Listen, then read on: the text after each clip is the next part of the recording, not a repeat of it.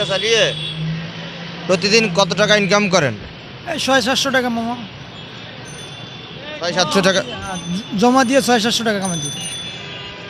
কত টাকা জমা দিতে হয়? জমা 350 টাকা।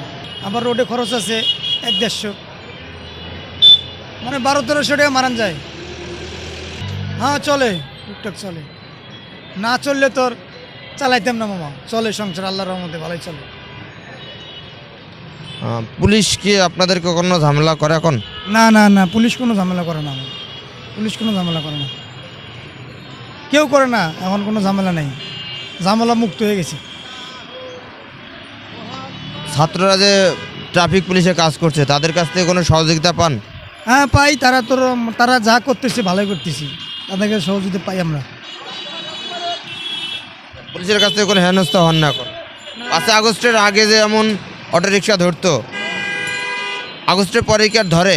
না না না না, ধরে না এখন। ধরে রং সাইডে গেলে বা ভিআইপিতে গেলে, রং সাইড দিয়ে গেলে ধরবো না। না, এটা নিয়ম নাই,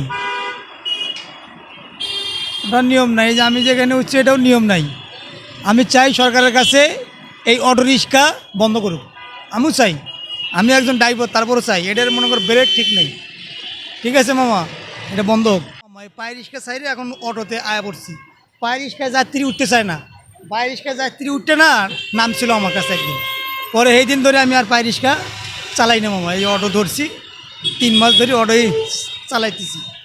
পায়ে রিক্সায় তো যাত্রী উঠতে চায় না, এই কারণে অটো লইছি। অটো বন্ধ হোক, আমি চাই মানে অতি তাড়াতাড়ি যেন অটো বন্ধ করে দেয়।